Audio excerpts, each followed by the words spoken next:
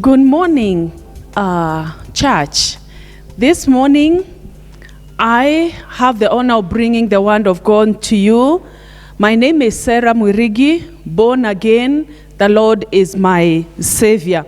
I serve here in Gong Hills, or Nairobi Chapel Gong Hills, in the ministry of prayer and marriage. I am married to one man, Joshua Mwirigi, and I'm a mother of 4. I have the privilege of bringing the word of God this Sunday morning to you. As we can remember, at the beginning of this month, the month of April, we were celebrating the Easter, that is the death of Jesus Christ and the rising from the dead. But for us as a church, we agreed that we are going to have the whole of the month running as the Easter month. And that's why on 4th of April, you brought the message on betrayal. On 11th of April, we had the trial. And today, the 18th of April, we are looking at the crucifixion of Jesus Christ, which I am calling a divine rescue. Now, we are going to look at the crucifixion of Jesus Christ, but I want to bring it to you that the crucifixion did not just happen as an event. That is, it just took place that day and that hour at Golgotha. It was a process. It had begun many years before then. And I want us to look at it like it was a play that began long time ago. And the stage is set in Genesis chapter 3 and 4. Now, I know each one of us has ever watched a play, and the audience sits, and on the stage, there is the people that are acting another person who is to come. And so this story of crucifixion of Jesus, that is how it began, like a play. And I want you to accompany me on this journey from Genesis, and we see at what point it's going to end. So the stage is set at Genesis 2:3, where God created man. Before he even created man, God created the heaven and the earth and everything that is in it. He created the trees, created the animals, created everything else, and decided now, the Bible says, they said, let us make man in our own image. And man was created. And this man who was created was a very unique creature, because no other creature was made in the image of God. It's only Adam who was made. And the reason being, God, after doing the creation, he wanted someone, a friend, that they are going to walk with, one, to take care of the creation that he had made, and also to help him continue with the creation work. And that's why he told man, multiply and fill the earth. And so God loved the man. He had a wonderful plan for the man.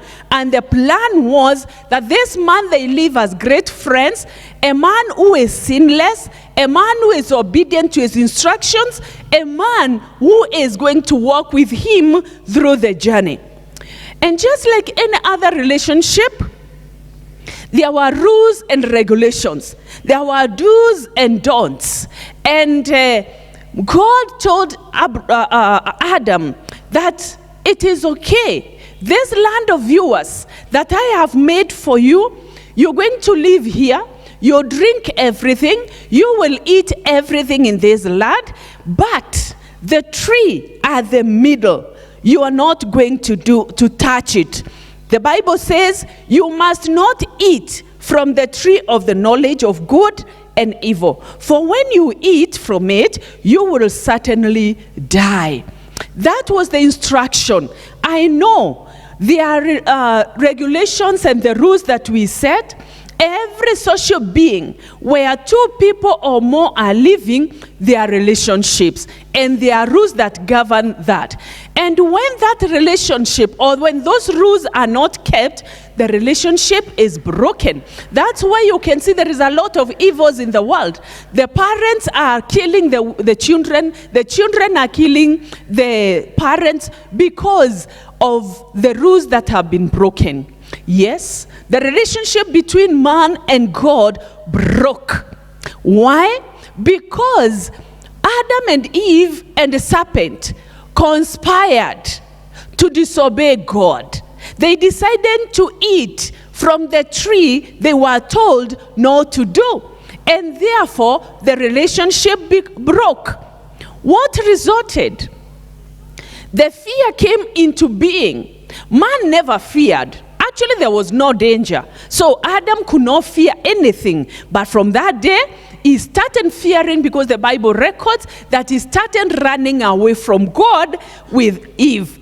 There was also a difference that arose between man and woman, blaming each other. And that is when he started saying, the woman that you called, that you gave.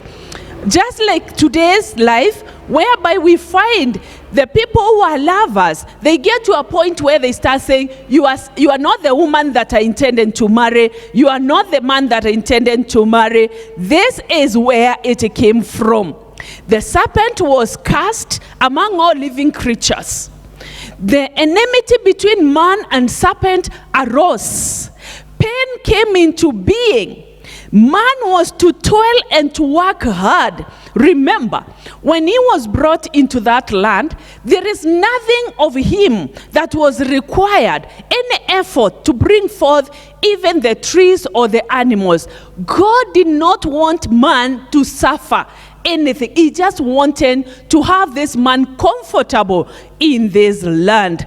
But remember today, because of the disobedience, man was said, he was given told to go out and work till the land sweat until he goes back to dust unto which he was made.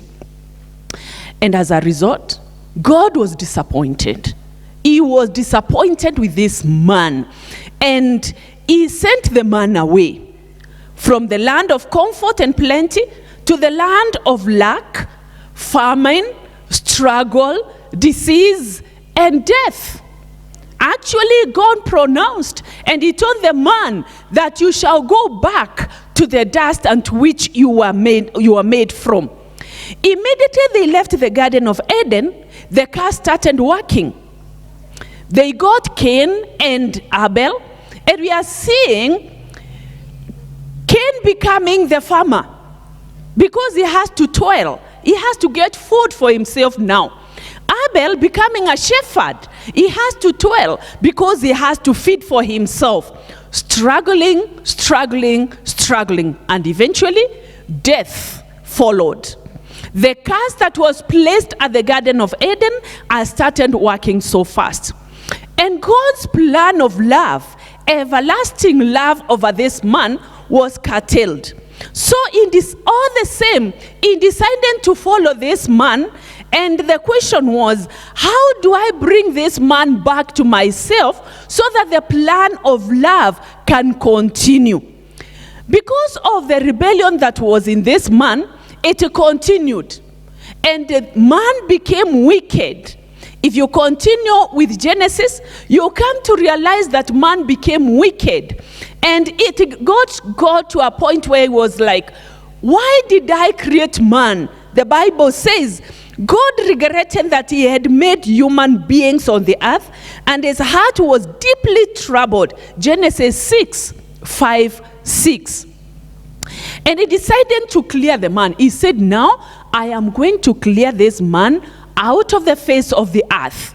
And this is when he brings in Noah on the stage. And he decides, now I am going to clear, but I will save only Noah, because I think Noah and his generation is going to come back to me when I perform this divine rescue. Maybe his heart will turn to me. And then he saves Noah in a miraculous way in that ark. and cleared everything, the animals, the plants, the insects, the people, and saved Noah and his family only. But you know what? Even after that, when the floods dried and Noah and his family multiplied, life never became the way God wanted. They became rebellious. They became wicked. This is where we are getting Akina Nimrod, who is even starting a rebellion, whereby there is the building of the Tower of Babel, so that they can reach this God up there. They are becoming worse. And God is disappointed with man. And he is still following man. His love is everlasting. When we say everlasting, it means it has no end. He decided to follow this man still. And he brings in Abraham on stage.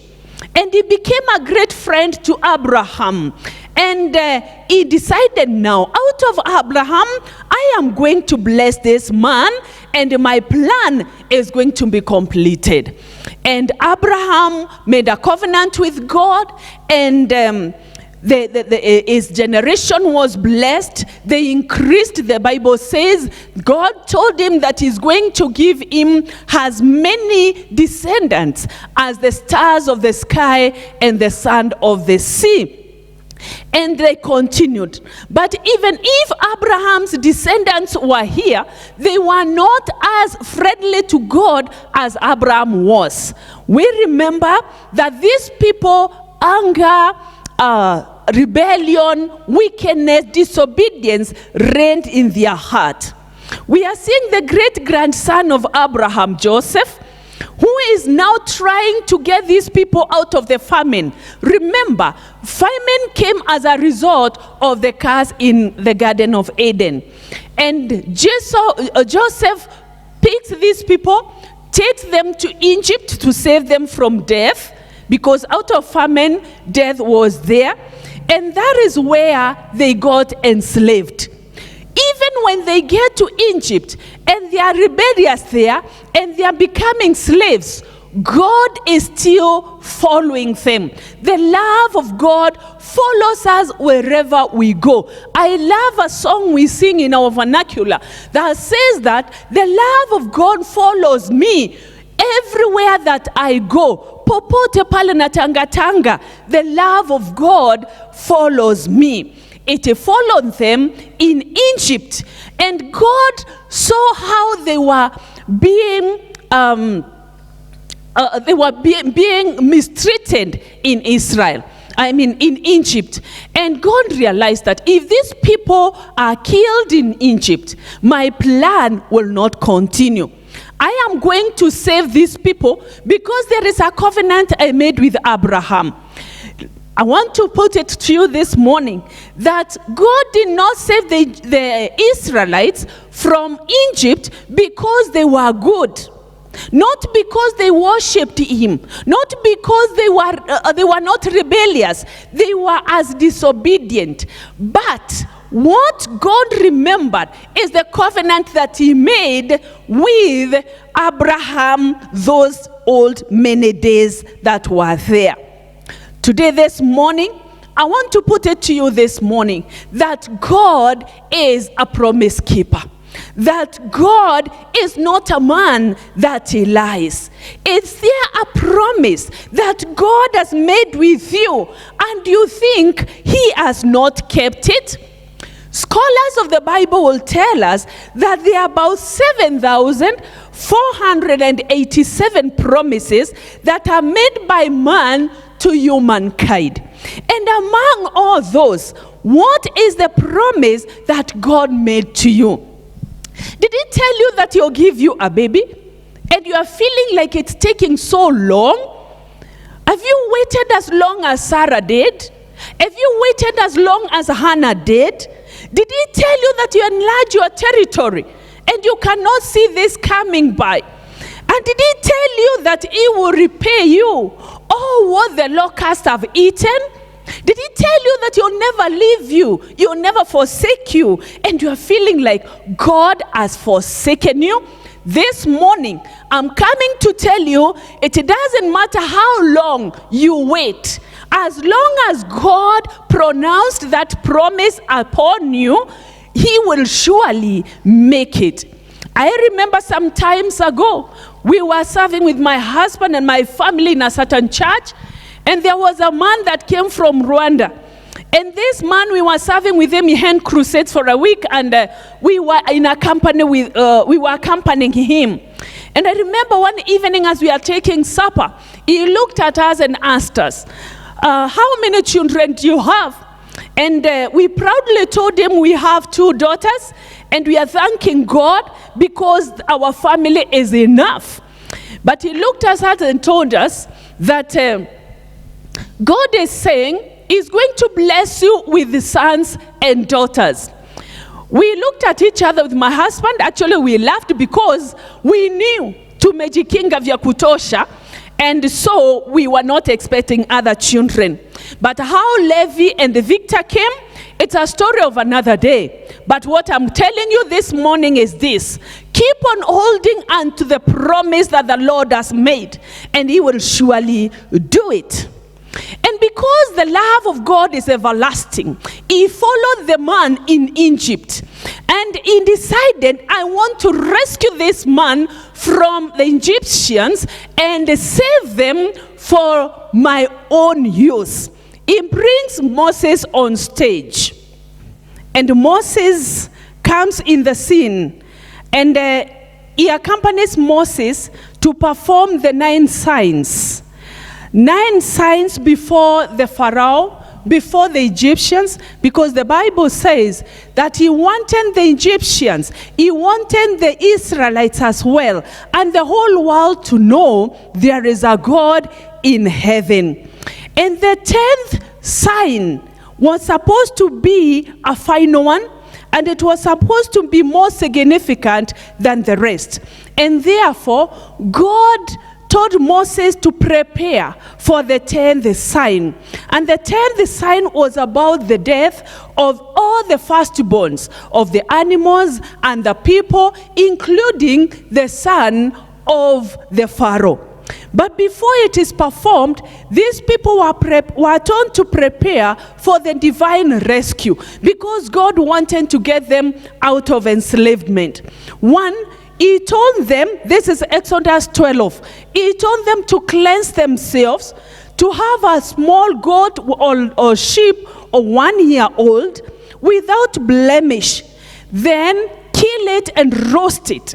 Eat that meat in a hurry, and then take that blood and smear it on the doors of their houses and on the lintels of their houses. And He also told them that as they eat, they should be ready. They should have their staff in their hands. They should have the shadows on their legs. They should have clothed themselves, ready to move.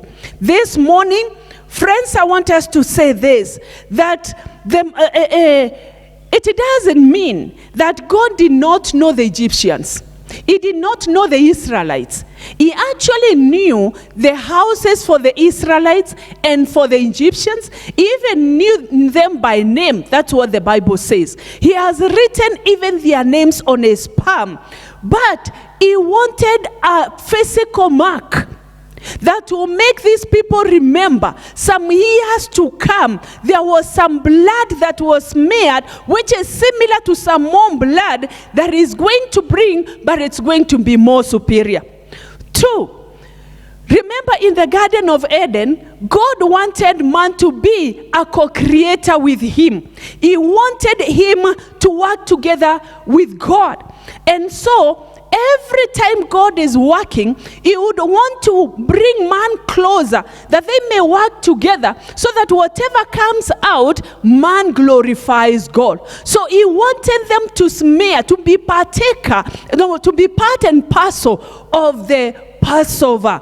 And so they did it. There was identification, there was recognition, and the divine rescue occurred that night when the angel of the death came, passed over every door that had the blood. There was no cry in that house. There was no death in that house. And the angel moved to the other places. The Israelites have been rescued. They go to the desert. Before then, of course, you know, there is also the parting of the Red Sea. They have seen God in real action during Passover and during the Red Sea parting. But know what? Even when they went to the wilderness, they never bothered about this God. They still continued with their rebellion. They continued with their immorality. They even intermarried with the people they were told not to. They continued with idolatry. They continued with murmuring, telling Moses that you brought us in the desert so that we can die. And God was so disappointed again. He was like, can't this man realize that I really love him? And he said he's going to clear them. And he caused the snakes to come and bite these people. But Moses cried to God. And Moses was like, God, how could you deliver these people all the way and then come and kill them in the desert? Please, God, have mercy. And God had Moses, but he told him that I am going to save these people on one condition. Not every one of them is going to be saved this time. It is that who will obey the instructions that I give. Have a bronze snake, lift it on the post, and anyone who is bitten and he looks up to the snake that is lifted is going to be saved. And that is what happened. Anyone who was bitten and looked at the skin, at the snake that was lifted, he or she was saved. What was the significance? The lifting of the snake above and looking up for salvation, it is power and majesty of the one who is above. It showed the power and majesty of the one who will be lifted on the skin, on the cross. The one who is above, whose name is above every other name. It also signified the source of life. Unfortunately, this never changed the man's heart towards God. Evil ruled in the world. God sent prophet after prophet. They came, Isaiah, Jeremiah, Ezra, and so many others, calling man towards God. Turn away from your evil ways. God wants to use you. God wants to work with you. But man never listened. The drama continues. And that God is here, looking at this man, committing all the sin in the world. But still, his love is following this man. At this point, after 400 years, this is when God comes back now with his own son and says, I am going now to give my son for this man. But this time, it's not about everybody. It is only the son, the person that is going to accept that this is my son. It is the one that is going to be saved. The drama turned into reality. You know, it's like you are watching the very drama, and all of a sudden, the person who was being acted steps on stage and the reality starts. So, whatever was being acted now started becoming real in the life of this man, Jesus. Jesus is born, gets into the ministry, and at one point in his ministry, he himself confesses, John 3:14 and 15. He is telling Nicodemus, as Moses lifted up the bronze snake in the wilderness, even so must the Son of Man be lifted up, so that whoever believes in him will have eternal life. Yes, at Golgotha, at Calvary, the real, true, divine rescue occurred. This time with eternity in it. Jesus was lifted on the cross, chaukweli. You know, they were lifting the snake, they were slaughtering the goat and the sheep as an example, or as something that is to come. It was just drama. But now it is reality. What happened at Golgotha, at Calvary? Redemption occurred. Redemption occurred. To redeem is to gain possession of something in exchange for another. For example, if this water bottle, you want it from me, if you are to redeem it, you are to give me something in exchange to this water bottle. And this is what Jesus did. What man did at the Garden of Eden deserved death. But Jesus died on our behalf, carried all the blame, evil, rebellion, and gave us life, hence the darkness during crucifixion. Jesus exchanged his life for us. The death that we were supposed to go through, he decided, I am the one who is going to die, then bring that man on this side. He exchanged death for life.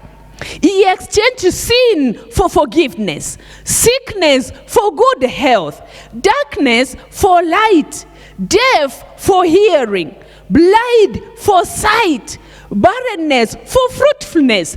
He made everything new. He rescued us from eternal death. What I'm saying is this, that it doesn't mean that when Jesus, because he died on the cross, we are not going to die. We are actually going to die physically. But the Bible says that we have to die like a seed does to have new life in Christ Jesus. Hallelujah. And we are saying that we are saved from spiritual death. We are saved from eternal death. We shall be cleared from the world, but thereafter there will be life. What happened at the cross? Salvation was availed through the blood of Jesus, that was availed through the piercing of the rib. John 19:34. That when Jesus was raised on the cross, there was the piercing that was done on the ribs, and water and blood came out. You remember the blood they were smearing those old days on the doors. That was the drama, but now reality is here.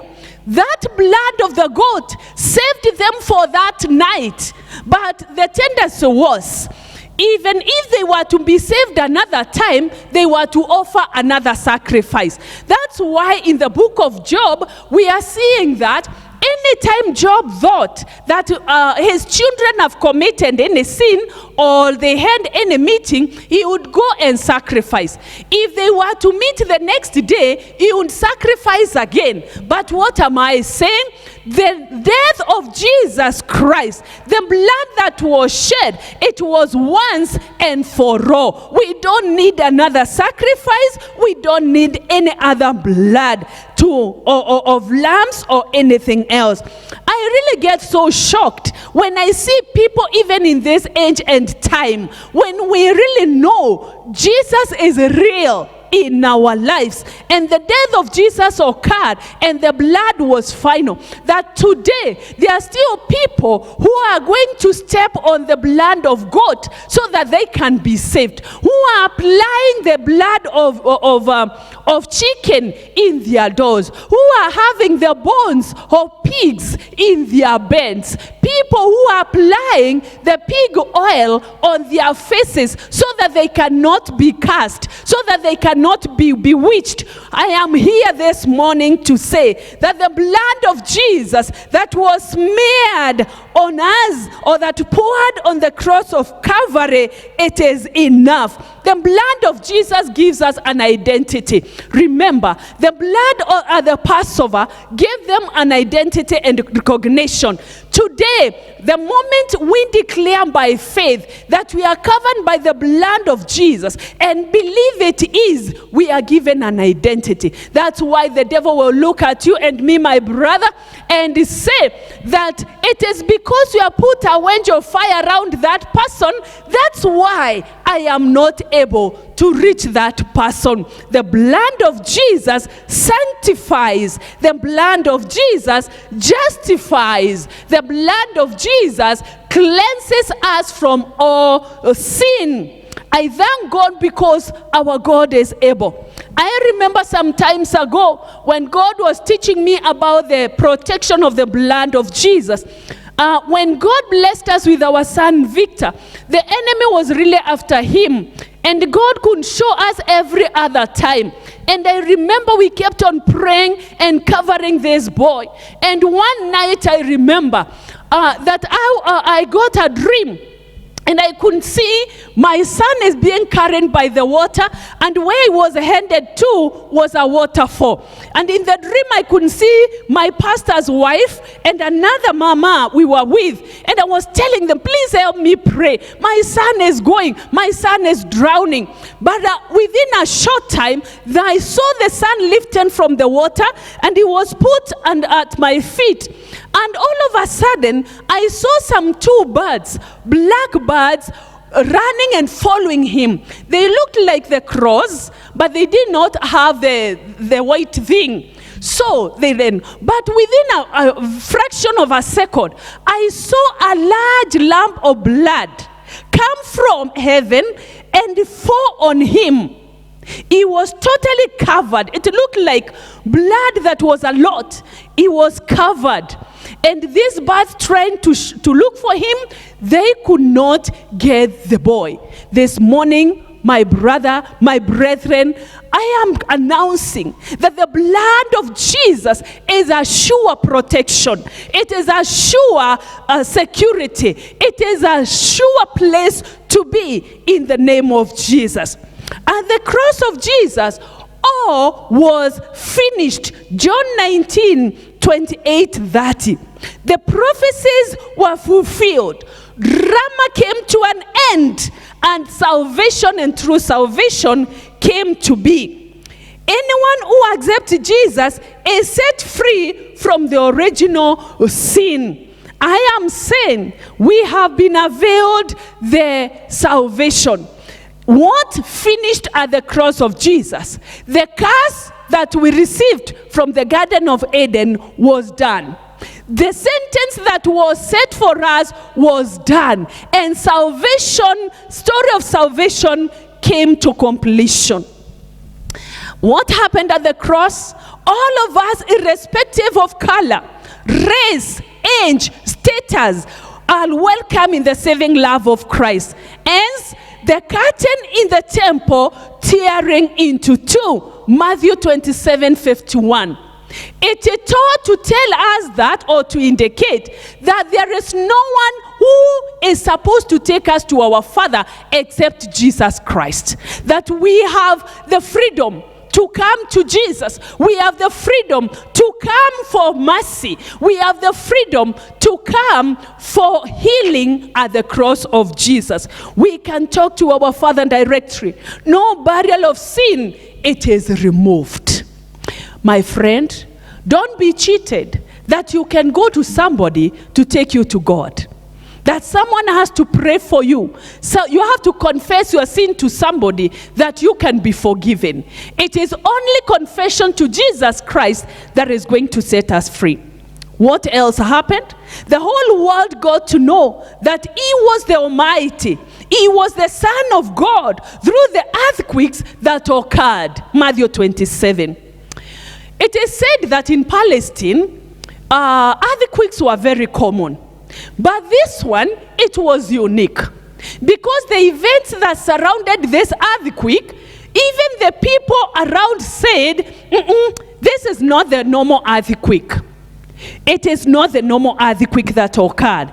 It was a different one because of the events that happened. There was darkness, there was the breaking of the curtain, there was so much. What am I saying this morning? That, my friend, when Christ Jesus gets into your life, an earthquake occurs. Things change. You know, when an earthquake can happen right now here, not a stone will be left on where it was.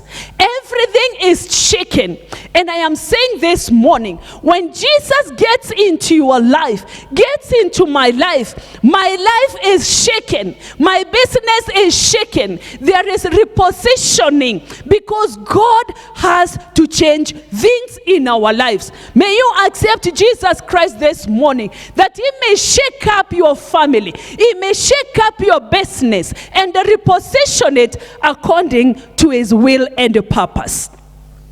The tombs opened, and the saints that who had fallen asleep were risen. Matthew 27:52.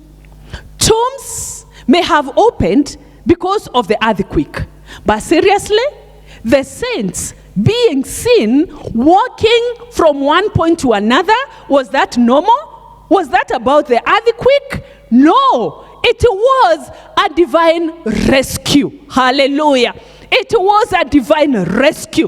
This morning I'm coming to say that the tombs are opening. The tombs are opening. That marriage you thought it is dead and buried, it is rising today. That business you thought it is dead and buried, the tomb is rising today. It is opening today.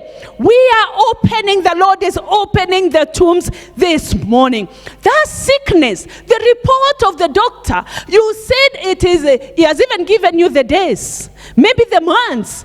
But we are saying this morning, the tombs are opening, and not only opening, the saints are being seen, risen, and walking. Receive your life this morning in Jesus' name. Victory is here over death. What does it say? The death, those who die in Christ will rise. That is 1 Thessalonians 4:16. On November 20th, 2020, Lillian Castro from Corolando was awakened by cries and shouts from the neighborhood that the apartment was on fire. When they woke up with the husband and running towards the corridor or the hallway, they found that it was full of fire and smoke. So they thought very fast, and the husband decided to run through the window with a small baby who was 2 years. But you know what Lillian did? She prioritized the sons. She ran into the room and took the 8-year-old boy and helped him to go through the window. Took the other one, was 14, and took him through the window. But unfortunately, Lillian did not make it. Why? Because she prioritized to save the sons, and she exchanged her life with the boy's life. Lillian died in the inferno. This is exactly what Jesus did. He prioritized you and me, and decided to save us and then He dies on our behalf to save us from the death and let Himself die there. You are there, and you have never given your life to Christ. You are still holding onto the unforgiveness, and to the grudges, and to the shame, and to the bitterness, and to the hatred. So many things have happened around you that your life is so bitter to a point of feeling like you can commit suicide, for a point of feeling I am hopeless. This morning I announce to you that there is everlasting love. It doesn't matter what you have done previously. The Lord's love is everlasting. He is accepting your burden. Bring the pain, bring the bitterness, bring everything at the cross and exchange with everlasting joy. If you are there and you want to accept Jesus Christ today and exchange your life for his, the Bible says the moment you accept Jesus Christ, you no longer live. It is Christ who lives in you. You can say these words after me. Lord God, I repent. I had not realized how much you love me. I had not realized how much Jesus did for me at the cross. But today, I accept Jesus Christ as my Lord and Savior. And from today, I will live for him and accept his directions in Jesus' name. If you have said that, then you are saved by faith and believe it and walk like it and join a Bible-believing congregation, and the Lord will bless you. Amen.